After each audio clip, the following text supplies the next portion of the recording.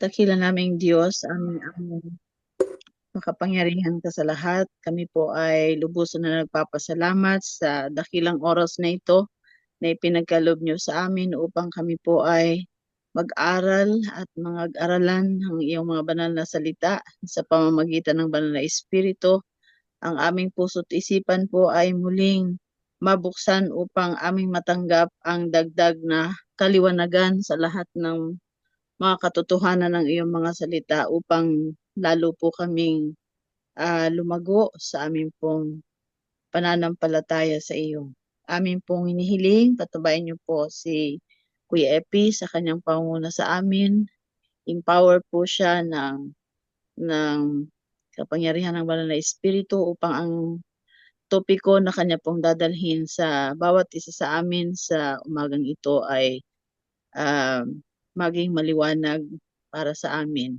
At mai-share din namin ito sa lahat ng mga tao na amin pong na-encounter sa araw-araw na ang inyong mga salita ay katulad ng isang ulan na dumidilig sa bawat isa sa amin, kami na lupa, upang lalo kami maging tender. At pagpalain niyo rin po ang bawat isa na narito, nawa kami po ay makatanggap ng iyong mga pagpapala sa kabanalan ng iyong mga salita. Patawarin kami, Ama, sa aming mga pagkukulang at pagkasala. Ito pang sa amot hiling sa dakilang pangalan ng aming tagapagligtas na si Jesus. Amen. Amen. Thank you, Sister Daisy. Medyo Welcome po. pasensya kayo ngayon at ako muna ang pagtsatsagaan nyo dahil may sakit yung ating evangelist, si Kuya Oh, Epi. sorry po. Si Kuya, pinapag-pray ko. Ikaw pala, Kuya. Okay lang. Ako na rin yun kasi magkaroon naman kami nito eh. Ah, Okay, in so, our hearts, you. yeah. Ngayong gabi, laman at dugo ay di makapapasok sa kaharian ng langit. Sa tingin ko magiging konektado naman ito sa the humanity of Christ dahil si Jesus Christ naging flesh and blood din. Pero maraming salamat sa prayer mo, Sister Daisy. Si-share ko yung screen ko. Then, we'll begin with the study.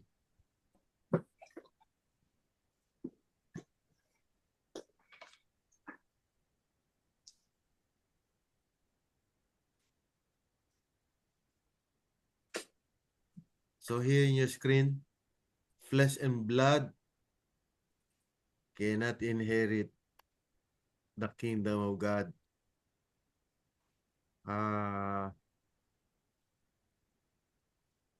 At first glance, tayong lahat in reality sa ating likas ngayon, laman at dugo tayo, walang makapapasok sa atin sa kaharian ng langit. Ngayon, sa ating pag-aaral, isasaalang-alang natin ang mga Bible verses na konektado sa katotohanan ito, sa realidad na ito. In the first place, ma-realize din natin na lahat tayo makasalanan, pare-pareho tayo ng katayuan, at merong mga Bible verses na nagpapatotoo dyan. I-request ko si Kuya Rafi. Romans chapter 3, 10 to 12. Wala sa screen, pakibukas yung mga Bible verses natin. Romans chapter 3, 10 to 12. Ito yung common predicament natin. Maring iniisip natin kung minsan, ang kinalalagyan natin ay tamang relihiyon, pero it does not matter. O kaya tama yung theology natin, it does not matter. Maliwanag yung sinasabi ng Bible. So, pakibasa, Kuya Rafi. Verse 10. As it is written, none is righteous, no, not one. No one understands, no one seeks for God, and all have turned aside together, they have become worthless. No one does good, not even one. Oo. Tapos pakibaba yung pagbasa ko, Rafi, sa 19 and 20. Verse 19 and 20. Now, you know that whatever the law says, it speaks to those who are under the law, so that every mouth may be stopped, and the whole world may be held accountable to God. For by works of the law, no human being will be justified in his sight, since through the law comes knowledge of sin. Then it concludes with verse 23, Kuya Rafi, please. Verse 23, Oh. all have sinned and fall short of the glory of God. Thank you, Kuya Rafi. So, wala ni isa man sa atin ang maaring magmapuri. Ang dapat na maging reaksyon natin is to humble ourselves before God, our Creator and our Redeemer. Left on our own, we are nothing but dust, so to speak. So, itong kondisyon na to, sa buong mundo ito, at the same time, dahil ganito yung katayuan natin, alam natin na evil has different manifestations. Iba't iba yung nakikita nating mga pangyayari dito sa mundo. And for this reason, we are admonished to be cautious, or there is a warning para maging sensitive tayo sa ating environment. What is the caution? We are living in the last days of the last days. Double emphasis, ano? Lalo na sa buong mundo. Alam natin na ang buong mundo ay punong-puno ng kaguluhan, political, pati yung climate, yung natural disasters, tapos yung crimes. Dito sa Amerika, siguro sa loob ng isang taon, this year, no? Mga 300 plus yung tinatawag na shooting sa eskwelahan. Dito yan, sa United States. Sa kabila ng mga iba't iba pang kaguluhan na nangyayari sa political scene. Maski sa religious field, meron ding mga tinatawag na shaking time. At ang Seventh-day Adventist ay hindi exempt dyan. May mga nangyayaring kaguluhan, yan lang ay nagpapatotoo kung gaano katindi ang ating pinagdadaanan bilang isang katauhan. So, we are living in difficult times, and we can read this in 2 Timothy chapter 3 verses 1 to 7. Sino naman na magbabasa? Si Sister Daisy. 2 Timothy chapter 3, 1 to 7, Sister Daisy.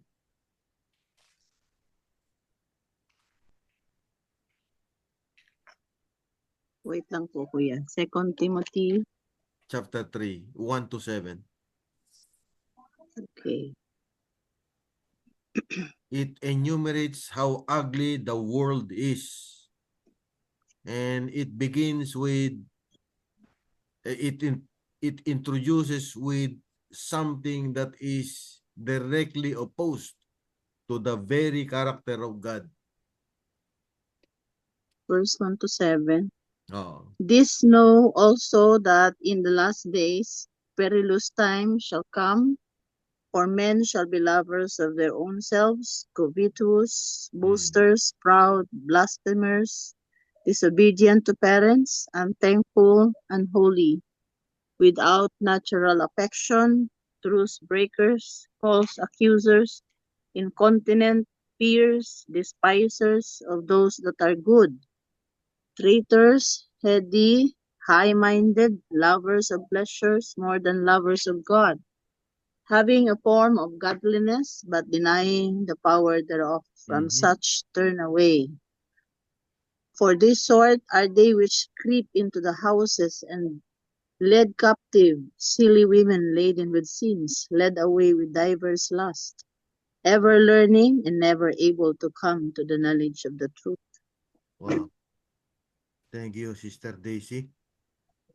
Ayan lang yung mga description na ibinigay dyan, no? Hindi lang ito sa 2 Timothy chapter 3 verses 1 to 7.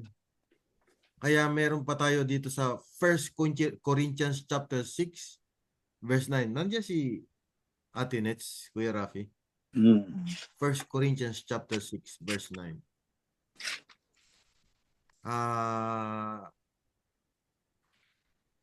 Tapos Galatians, sige, 1 Corinthians 6 verse 9. 1 Corinthians chapter 6, Verse verse 9. Do you not know that the wicked will not inherit the kingdom of God? Do not be deceived, neither the sexually immoral, nor idolaters, nor adulterers, nor male prostitutes, nor homosexual offenders. Mhm. Will I content? Sige, paki. Nor thieves, nor the greedy, nor drunkards, nor slanderers, nor swindlers will inherit the kingdom of God. Mhm. Thank you, Ate Nets. Binigyan ko ng emphasis, no? Shall not inherit the kingdom. Yung mga nagpa-practice ng mga ganon, talagang hindi pwede sa langit, ano? So makikita natin mamaya kung paano itong mga bagay na to na naging practices, ika nga, ng mga hindi nakakakilala sa Panginoon ay namumuhay sang-ayon sa laman na taglay nila. No? Basahin naman natin yung Galatians chapter 5, 19 to 21. Kuya Rafi.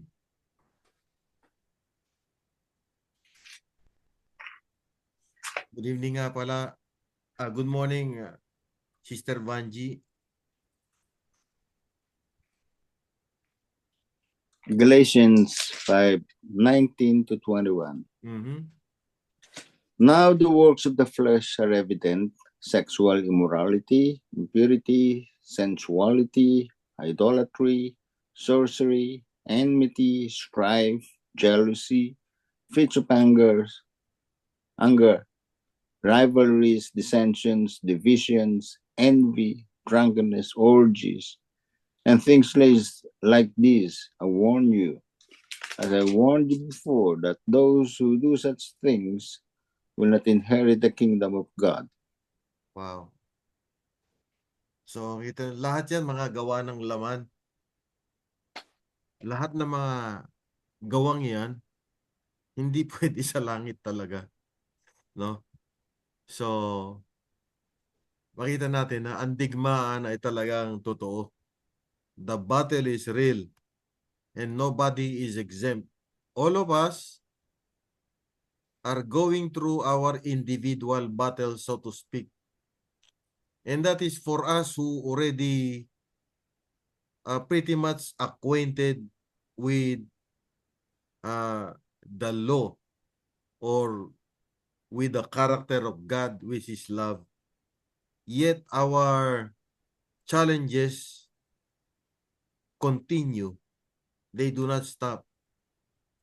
And the greatest battle we face is the warfare against self. This is something that we cannot, we do not have any control of. Minsan isipin natin, kaya naman natin, no? Pero we can try. Siguro for a few while, pwede magtagumpay tayo. But at the end, katulad nitong ating babasahin ngayon, sinabi ng Spirit of Prophecy, the warfare against self is the greatest battle that was ever fought. The yielding of self, surrendering all to the will of God, requires a struggle. but the soul must submit to God before it can be renewed in holiness. No? So, continuing, Psalms chapter 51, verses 1 to 3, and actually the whole chapter of Psalms 51 is a prayer of confession. So, Sister Daisy, pwedeng pakibasa? Psalms 51 po. Oo, 1 to 3, tsaka 10 to 13. Yan lang.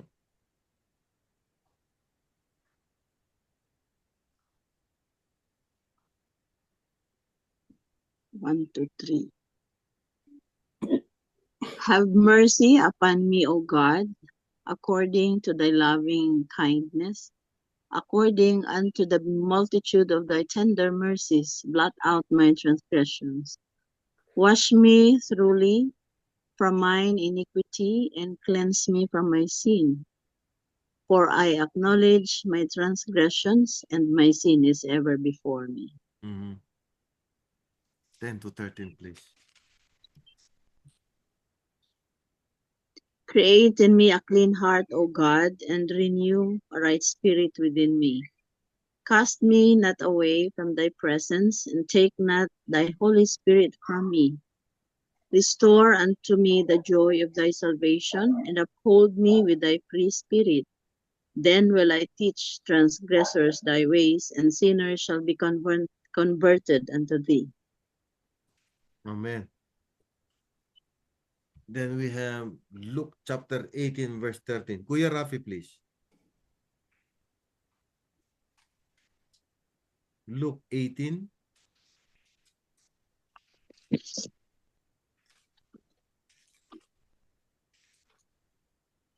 verse 13.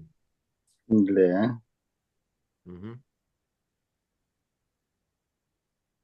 Yung Psalms 51, alam naman natin yan. Si King David ang sumulat niyan. Yan ay bunga ng kanyang pinagdaanang karanasan nung magkaroon siya ng illicit affair nga doon sa asawa ni Uriah, si Bathsheba. Tapos ipinakilala sa kanya ng si Propetang Sinitan yung kanyang kasalanan na nauwi sa confession na to. So, punta naman tayo sa Luke chapter 18, verse 13. Kuya Rafi, please. Verse 13. Oo. But the tax collector, standing far off, would not even lift up his eyes to heaven, but beat his breast, saying, God, be merciful to me, a sinner. Amen. So we need to come to grips with our sin problem. But the good thing is God is a God who is gracious and merciful and forgiving. Remember 2 Peter chapter 3 verses 8 and 9.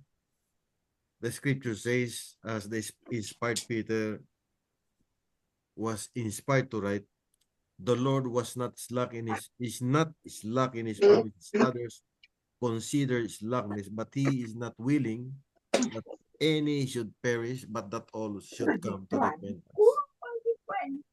Now this takes us to the challenge ng bawat isang Kristiyano na totoong nakaranas ng tinatawag na conversion, yung real conversion. Yung Romans chapter 7 verse 14 to 24.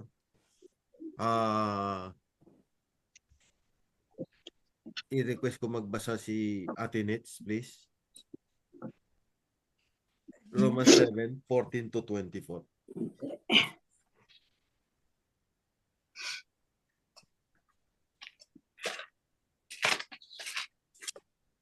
Romans 7.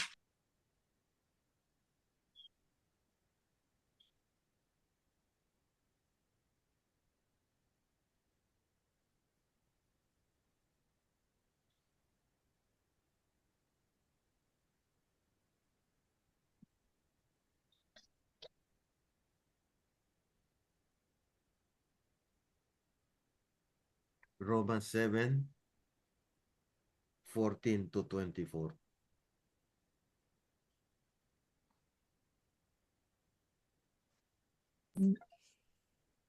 We know that the law is spiritual, but I am unspiritual, Mhm.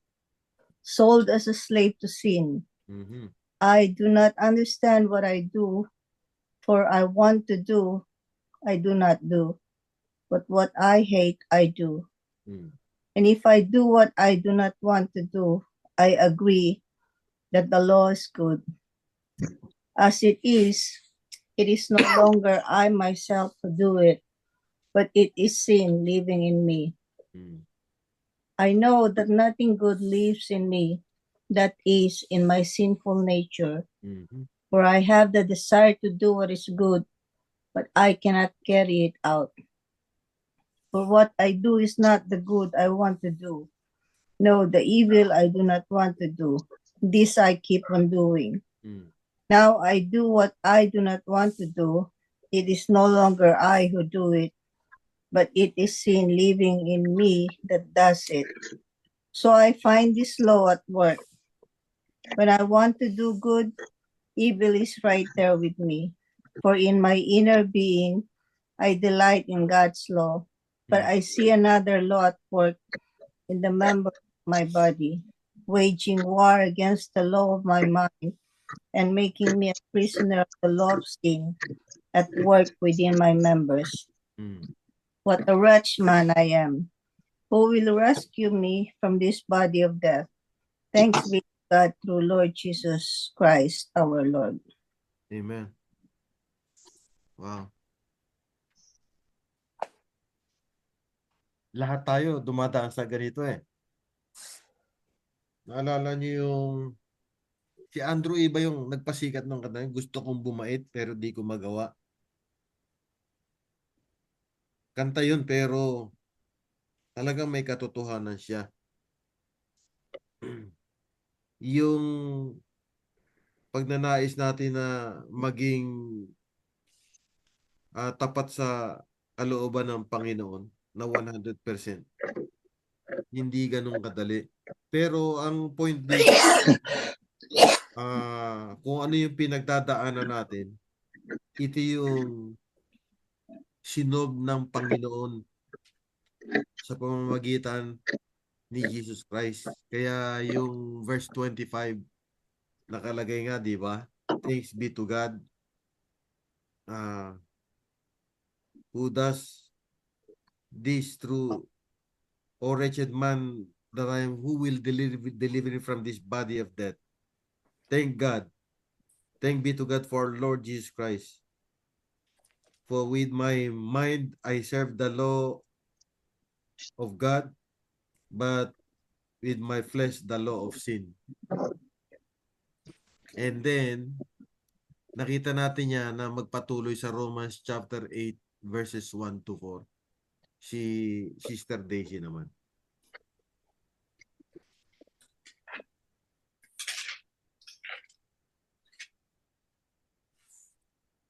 Sister Daisy.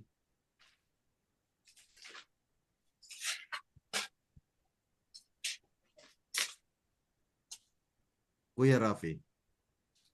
Verse 1. Oh. Dito po ay, sorry. Nandiyan ka? Opo. Oh, sige, sige. Romans chapter 7, 8. verse Chapter 8. 8, Verses 1 to 4. 1 to 4. Know ye not, brethren, for I speak to them that know the law. Chapter 8, Sister Daisy.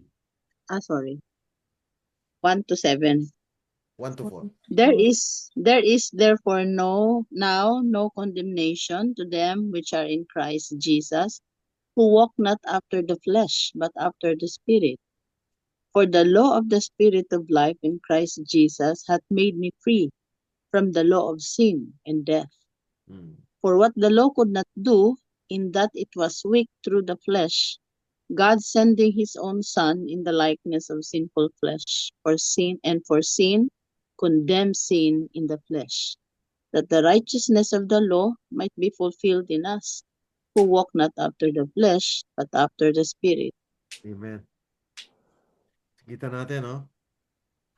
Yung pinagdadaanan natin, sinob ng Ama, ito rin yung nagbibigay unawa sa atin kung paanong ang ating Panginoon Jesucristo, winika niya mismo do sa Matthew chapter 5, 17 to 20, na hindi ako pumarito upang sirain ang kautusan at mga propeta. Ako'y naparito upang tuparin. For verily I say unto thee, not one jot or tittle shall in no wise pass from the law until all be fulfilled. So, paano niya finulfill yan? Alam natin yan, nag-umpisa sa John 1:14. And the word was made flesh. What kind of flesh? Sinful flesh. And the word was made flesh and dwelt amongst us, and we beheld his glory as of the only begotten of the Father, full of grace and truth. And this is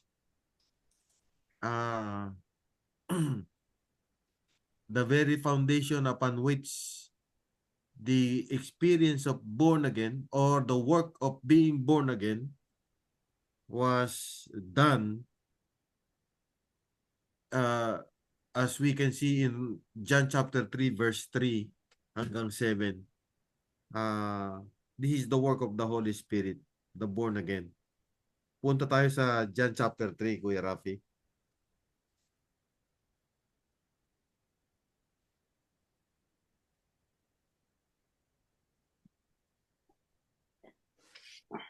Verse 3 hanggang 7. Sama na natin yung verse 4.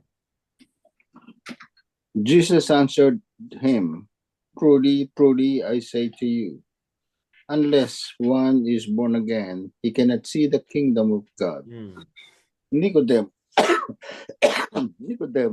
said to him, How can a man be born when he is old? Can he enter a second time into his mother's womb and be born? Jesus answered, Truly, truly, I say to you, unless one is born of water and the Spirit, he cannot enter the kingdom of God. That which is born of the flesh is flesh, and that which is born of the Spirit is spirit.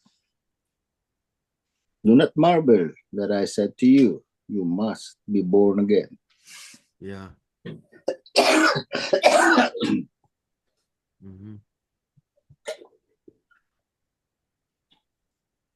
Then 16 to 21, let's continue.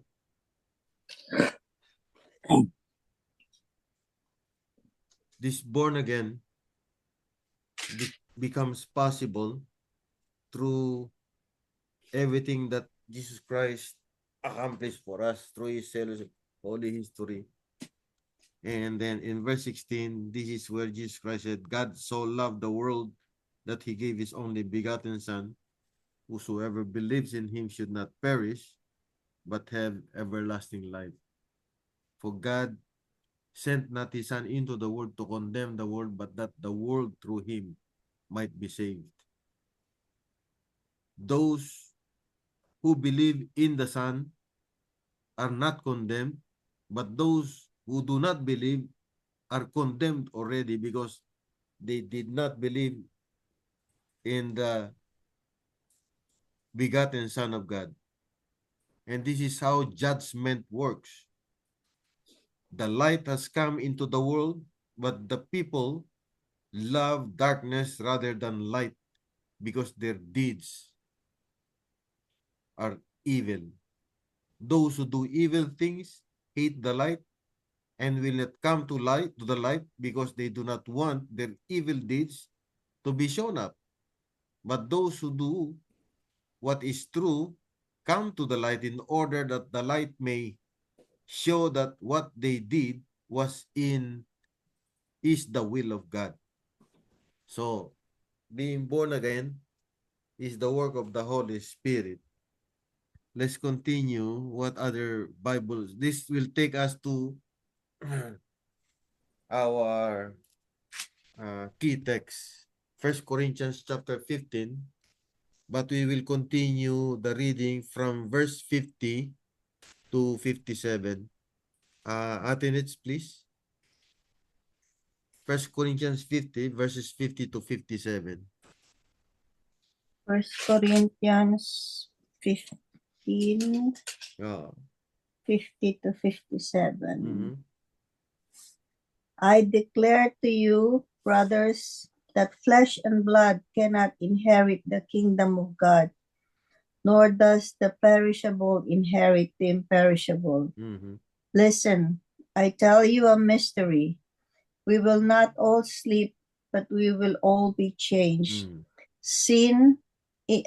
We will all be changed in a flash, Mm. in the twinkling of an eye, at the last trumpet.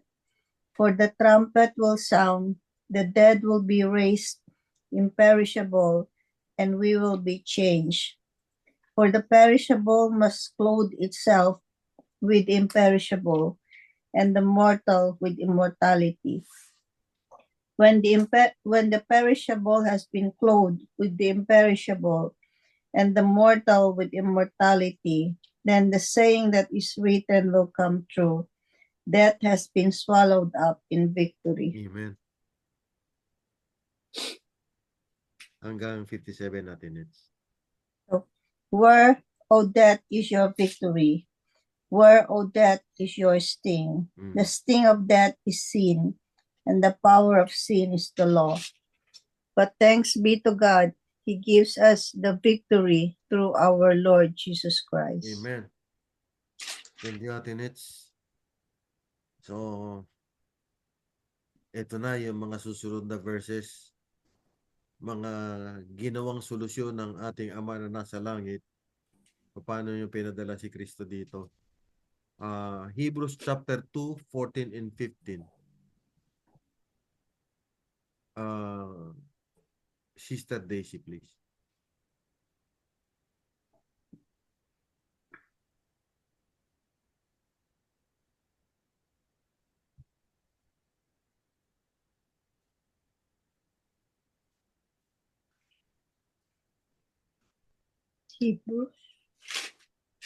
Hebrews 2, 14 and 15.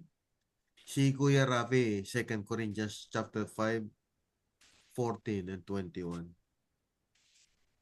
Sister Daisy, nandiyan ka, no?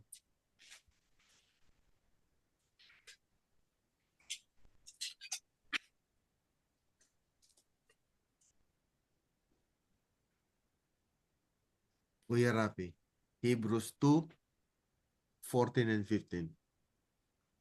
Verse 14. Hmm. Since therefore the children share in flesh and blood, he himself likewise partook of the same things, that through death he might destroy the one who has the power of death, that is, the devil, and deliver all those who through fear of death were subject to lifelong slavery. Amen. Lahat tayo, laman at dugo, tinaglay ng ating Panginoon Jesucristo ang pagiging laman at dugo natin. Lahat tayo, dahil taglay natin ang laman at dugo, meron tayong common fear. Walang hindi takot mamatay, no? Since the fall, death has become a fearful thing. We are in that bondage. Talagang bilanggo tayo ng ating pagkatakot sa kamatayan. Yung naka-overcome ng tinatawag ng fear of death, yun yung mga napuspos ng banal na espiritu, fully converted. They have complete peace, so to speak, na peace na galing sa Panginoon. At Ines, pwedeng pakibasa yung 2 Corinthians chapter 5, 14 and 21. Yung kamatayan ni Kristo, yung 2 Corinthians 5:14,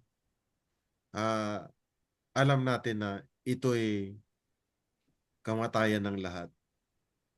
14 and 21.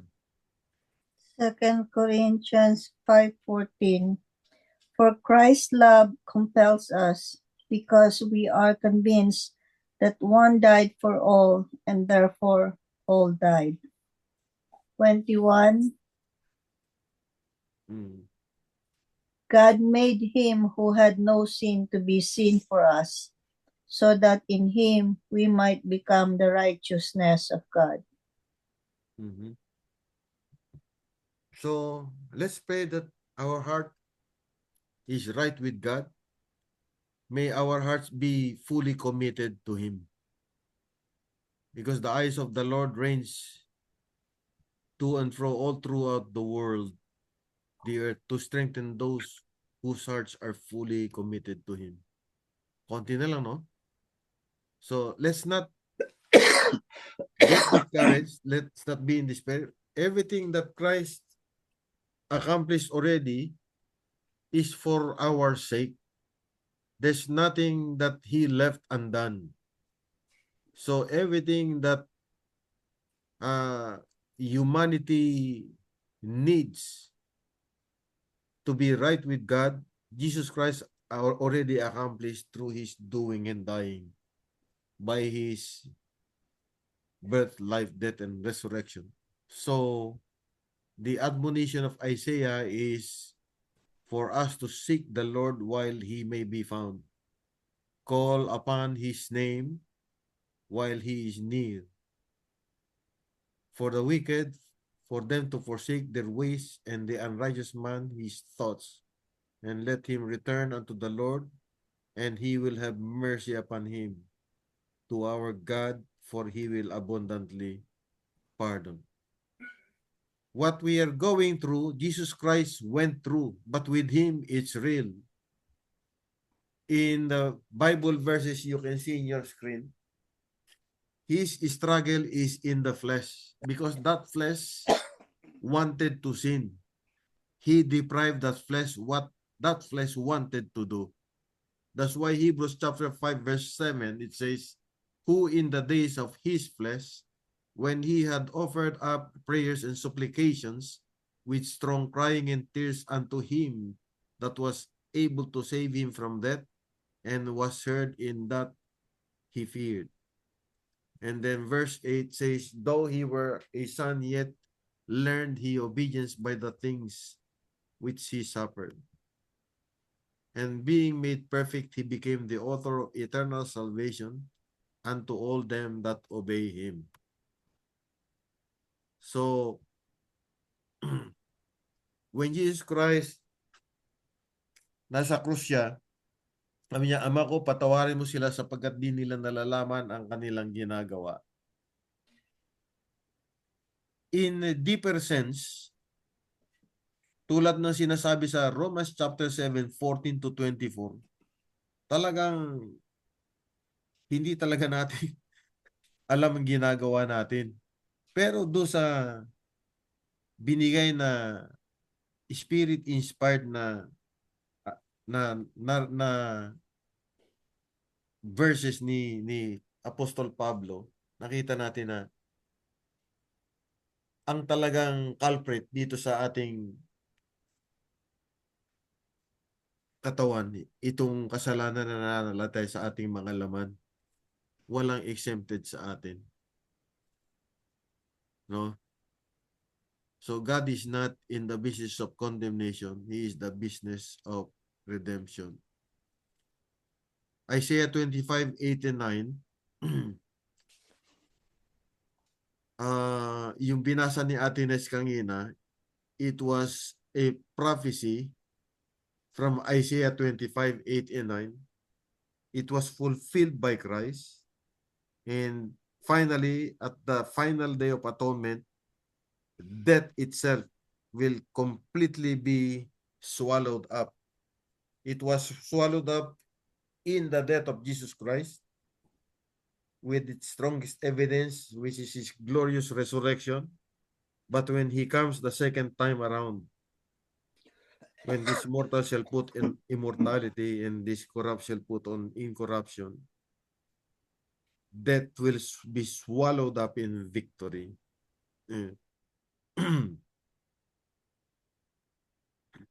Meron pa tayo isang verse. O death, where is your sting? O death, where is your victory?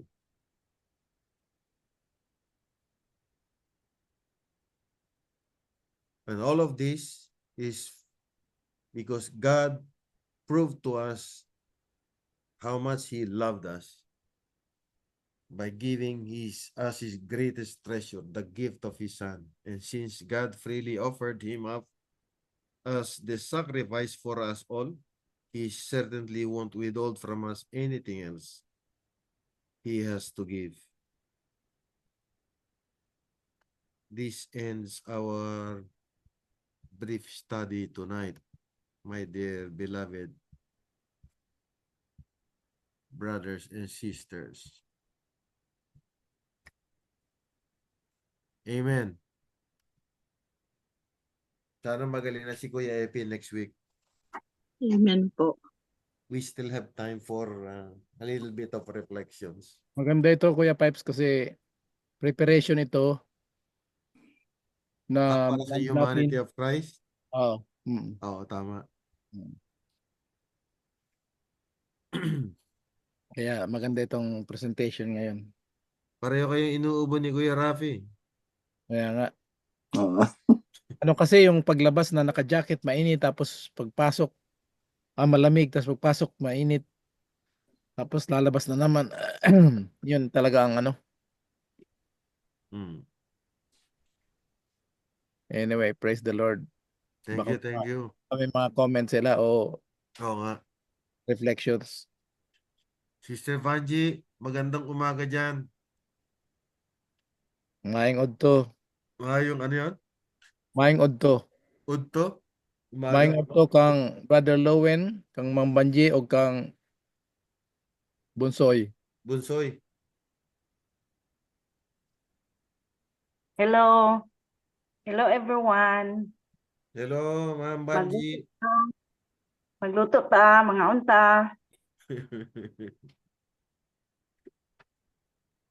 Good to see you again. Oh. Brad Lueno. Wait lang ah. Nag-echo yung one. Ay, ito okay Oo. na. Hindi nag-echo. Meron konti lang. Okay naman. Ilayo ko na lang konti. Bali ang kung Anak ko lalagyan kakanta. wait lang, ibaguhin ko, ipahinaan ko muna siguro. Speaker donation. Pangit yung one. Yan okay na? Oo, okay. Bali kung kabuuan talagang laliman natin na pag-intindihan. Kasi back up yung I come to the door or knock in your heart, diba? Ganon. Tapos fully surrender to God.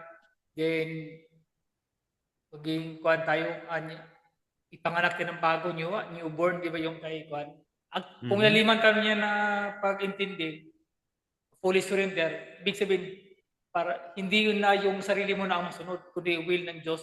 So mangyari yan, magpapossess ka sa Holy Spirit, ipihingin mo ang Holy Spirit na He will take control of yourself. Hindi na ikaw. Kaya ikaw yung fully surrender. Kasi pag kung ikaw pa ang may control, hindi yan tawag na fully surrender. At hindi mo pinapasok si Kristo sa puso mo. Kaya hindi ka makafollow sa will of God. Kaya kasi ang will ng tao, di ba? Nabasa na slanderous, lahat ng mga crime o mga evil things nandiyan sa puso natin, di ba? So just is flesh and blood. So ang spiritual, kasi nabasa ko si Sir Lynn Jewett at kay Jones din na kuan, yung sa kuan, yan din ang tawag na 3 angels messages, yan din ang literate na ikaw mismo mag-ask na ipossess ka sa Holy Spirit. Give Him the control of yourself. So yan ang fully surrender. Because your will is always made mistakes. But His will, yun ang made you perfect. Not your will, but His will. Will of Christ. Kasi si Holy Spirit is acting as Christ because He is the representative of Christ. Di ba? Meron niyang context niyan. Na siya ang represent as Christ. So, ang lettering is, tagal na yung lettering. Pero, in-type natin, it is, i-ask natin sa prayer natin always na need to possess by the Holy Spirit so that we can follow the will of the Father in heaven. Because He will make us perfect, not by our own self, but through the Holy Spirit. So, Amen. yun ang pray natin na i-ask natin, will we be possessed? Yan ang fully surrender na tawag na pagkaintindi. Amen. Thank you, Brother Lowen. Yan talagang pinakamabigat nating challenge eh. Yung how to fully surrender. Left on our own, kumisan mawawaglit ka lang eh. Maliligwa ka na kaagad. Kaya yung tinatawag ni Pablo na pray without ceasing, talagang kailangan natin yun.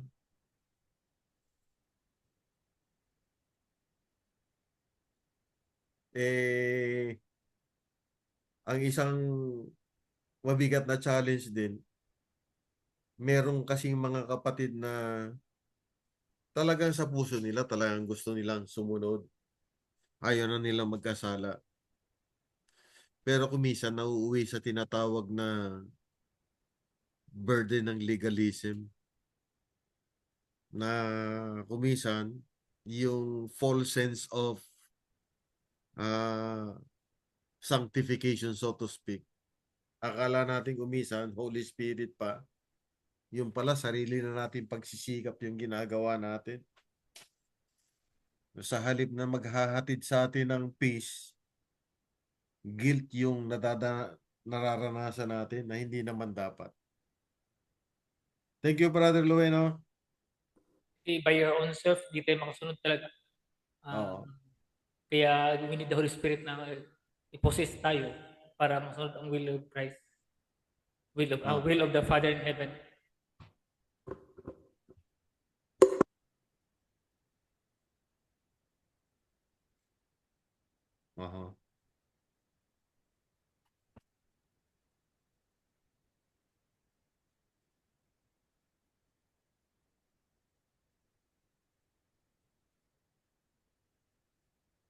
Meron pa po?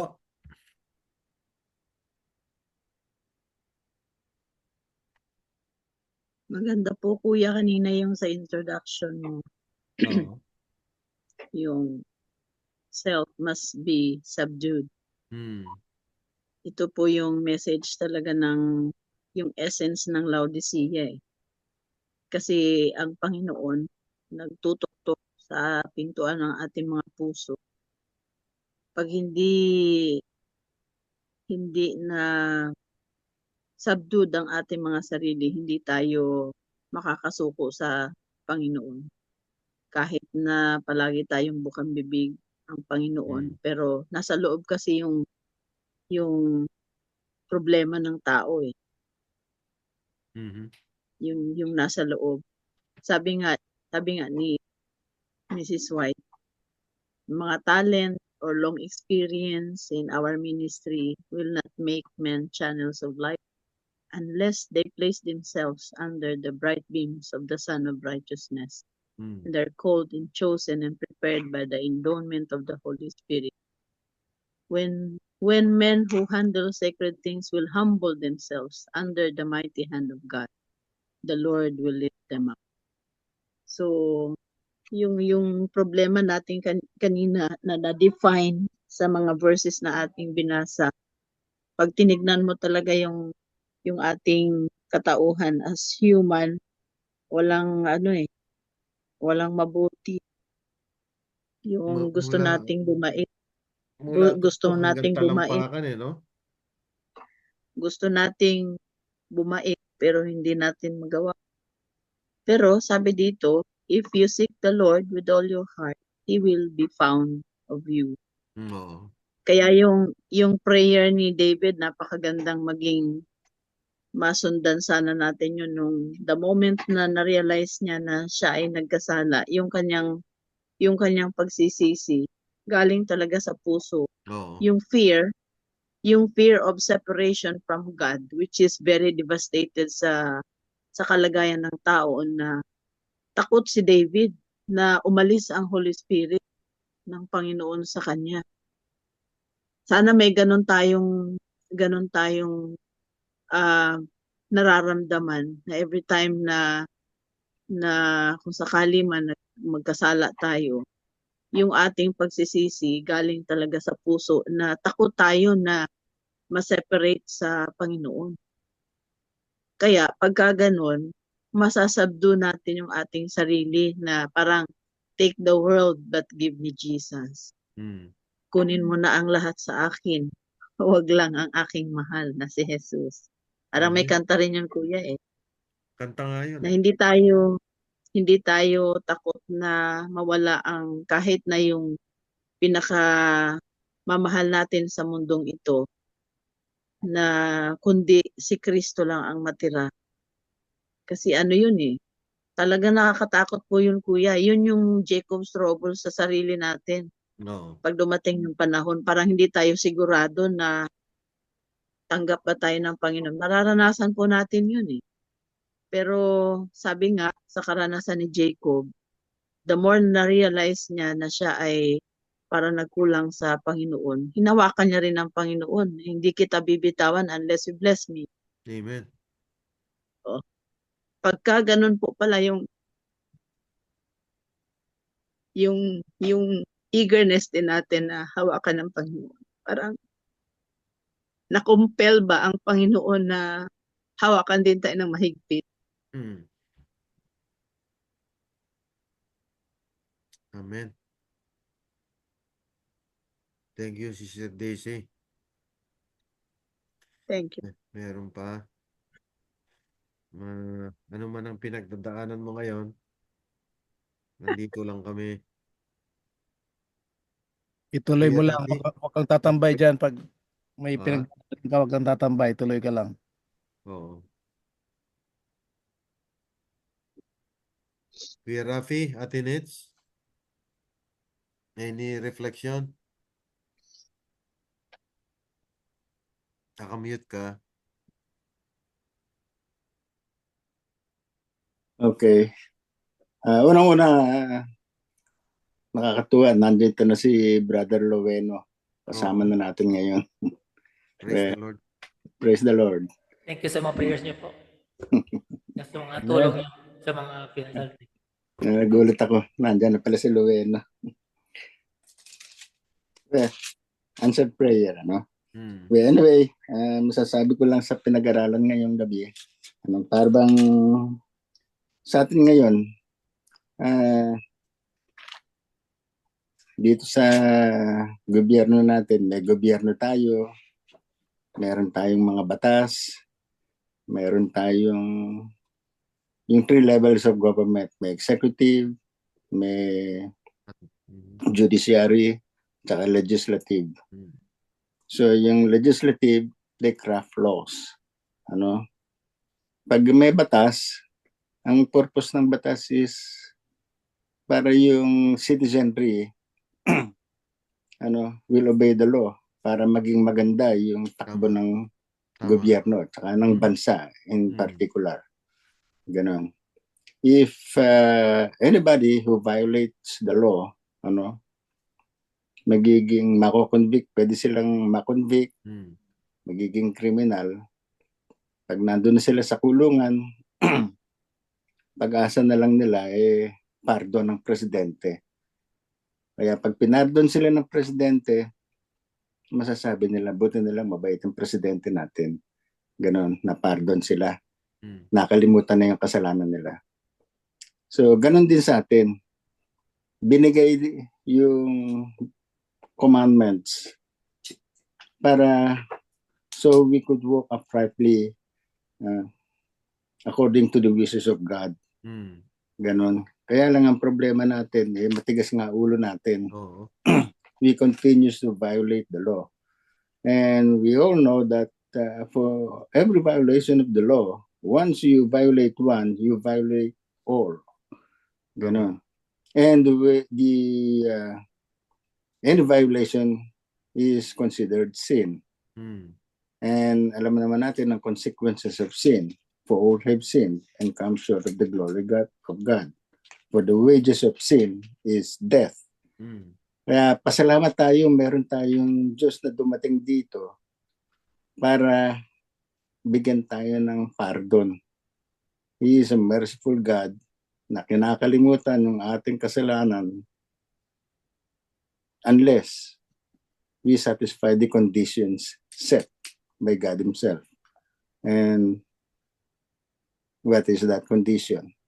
For by grace, we are saved through faith. Maniwala lang tayo sa Kanya, kakalimutan yung ating kasalanan. Mm. Kahit anumang kasalanan yung ginawa natin, grave or light, it doesn't matter. Basta mayroon tayong Diyos na marunong magpatawad Amen. kung hihingi tayo ng kapatawaran. Maganda.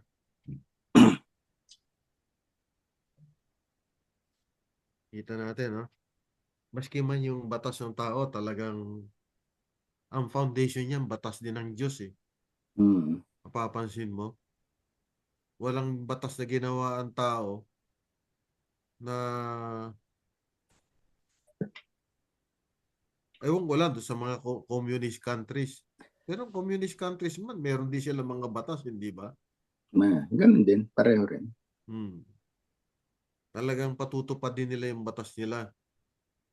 Pero sa batas ng Diyos, ang maganda, tulad yan, sa panahon natin, siguro, kung tutusin, sa dami ng mga paulit-ulit na nagkasala tayo, maraming beses na dapat tayong pinarusahan eh.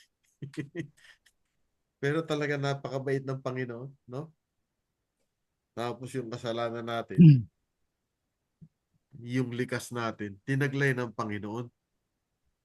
Yan ang nag-solve ng problema natin. Si Ate Nitz naman, Ate Nitz. Ako gusto ko lang balikan yung binasa natin doon sa Luke chapter 18, yung tungkol doon sa tax collector. Oo. Kung babalikan natin, dalawa yung nagpe-pray, di ba? Yung Oo. isang Pharisee tsaka isang tax collector. Mhm. A lot of times, hindi tayo conscious or unconsciously, para tayong yung Pariseo. Tama. We judge people. Sabi ko nga minsan, unconsciously, sometimes consciously, we do judge other people.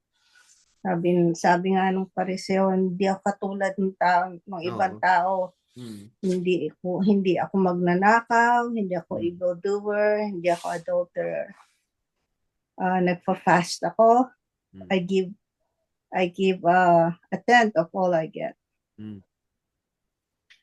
If you cannot identify yourself with this person, then good for you. But I can sometimes identify myself with this person. Hindi natin napapansin na ganito tayo. Pag meron tayong nagawa, we tend to parang inaangkin natin yung nangyayari sa buhay natin na dahil sa ginawa. I deserve this because I work for it. Parang ganon. Di ba? Oo. Pero yung tax collector, knowing na marami siya talagang kasalanan kasi people hated the tax collectors during that time. But then he said, God have mercy on me, a sinner. Sana kung ma-identify natin yung sarili natin dito sa tax collector, na talagang inaamin natin na tayo makasalanan, tayo pakikinggan ng Panginoon. Amen. Kasi sabi doon sa kasunod nun, I tell you that this man, rather than the other, went home justified before God.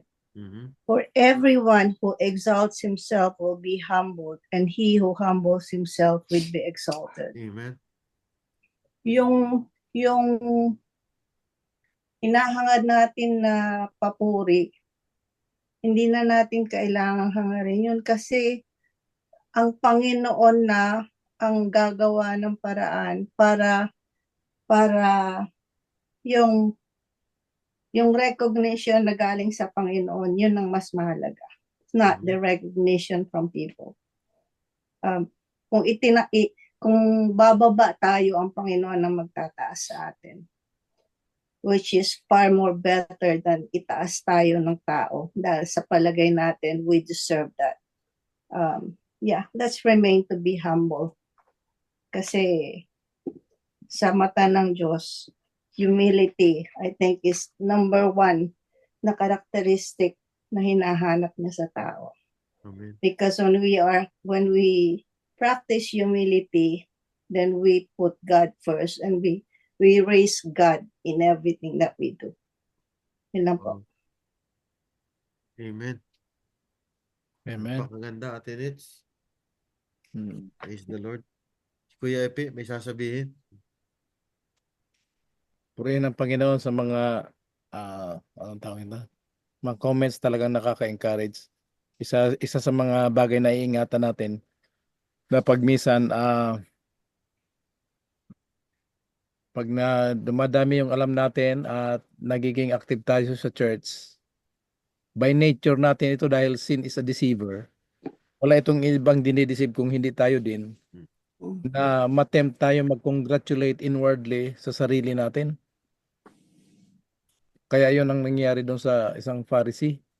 So it really takes the Holy Spirit to convict us that from head to toe there's nothing good in us. So doon lang talaga tayo magdedepende doon sa katwiran ng ating Panginoon. Amen. Oo, pag sinabi natin magpasakop tayo sa Holy Spirit, pinapasakop natin yung ating sarili doon sa ginampanan ni Kristo para sa atin. Kaya yun ang magbibigay sa atin ng ano nga yung bakod? Magbibigay sa atin ng protection para wag tumanggap ng puri sa mga nagagawa natin either sa church o sa mga tao.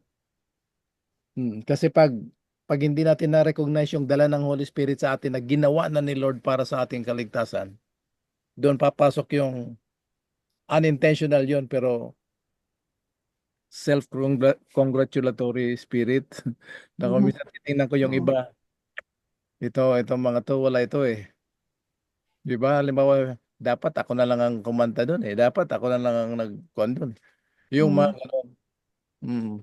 So, ipag-pray natin yan, patuloy. Pasalamat tayo sa Panginoon na ginising niya tayo ngayong gabi na as much as gusto natin gumawa ng mabuti talagang hindi kaya eh. So, it really takes the grace of God, the working of the Holy Spirit. Yan lang ang aking ano. Take Kuya Pat. Praise the Lord. Konektado to sa next week natin ha, Kuya Epi. Oo. Magaling na rin siguro si Kuya Rafi nun. Ha? Si Kuya Rafi baka magaling na siya nun. Ang inaano ko kasi ngayon, parang nag-uumpisa pa lang ito. Pero lagi ako uminom ng tubig, mainit na tubig. Kaya nakakapagsalita ako ngayon, pero iba pa rin ang boses ko. Kaya nga. So magandang lesson natin talagang foundation ito para makita natin yung kahalagahan ng anong katauhan ang tinaglay ng ating Panginoon. Kasi merong 3, doon sa 3 nahahati pa yung 2. So yun ang ating ipag-pray natin na pag-aralan natin yan next week. Amen. At ipapadala ko pala yung yung PowerPoint kay Junior Bunso. hapon, oo.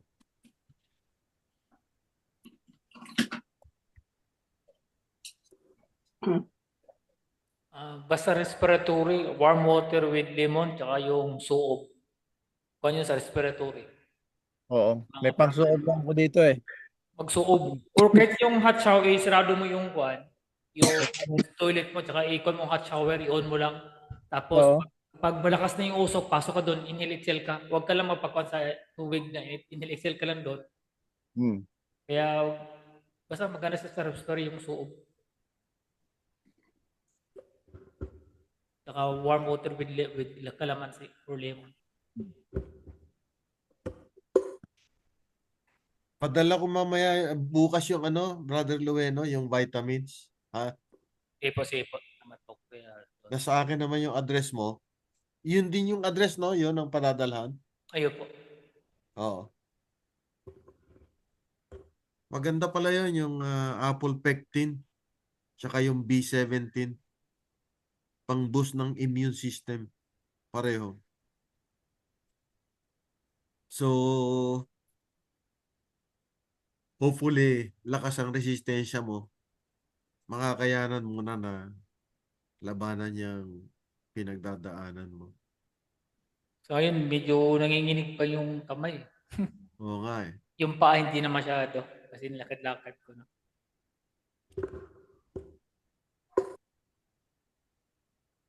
So, kung wala na, i-request ko naman si Ate Nitz ng prayer. Sige po. Okay, thank you. Let's pray. Dakilang Ama, muli kaming nagpapakumbaba at muli kaming dumudulog sa inyo, Panginoon, na sana ay patuloy niyo kaming paalalahanan kung anong higit na mahalaga sa buhay na ito. Patuloy po kaming nagpapasalamat sa walang sawang pagsubaybay, sa walang sawang pagmamahal at pag-unawa niyo sa amin, sa aming mga kahinaan, sa aming mga kamalian. Salamat sa inyong pagmamahal. Patuloy niyo po sanang basbasan ng bawat isa sa amin, saan man naroon ng mga kapatiran. Muli namin itinataas sa inyo si Brother Lueno na sana'y Amen. patuloy niyo siyang bigyan ng kagalingan, ng kalakasan, Opo. hindi lamang sa pangangatawan, higit sa lahat, spiritual, upang mapaglabanan ang lahat ng kanyang pinagdadaanan. Opo. Panginoon, salamat muli sa inyong walang sawang pagmamahal sa amin. Lahat ng ito ay dalangin namin sa matamis na pangalan ni Jesus namin tagapagligtas. Amen. Amen. Thank you mga Amen. kapatid. Salamat po, Praise the Ate Lord. Nets. Next Thank week you. Thank you, ulit. Kuya Pipes. Hoy, Thank you, Ate Nets. okay. Amen. Thank you.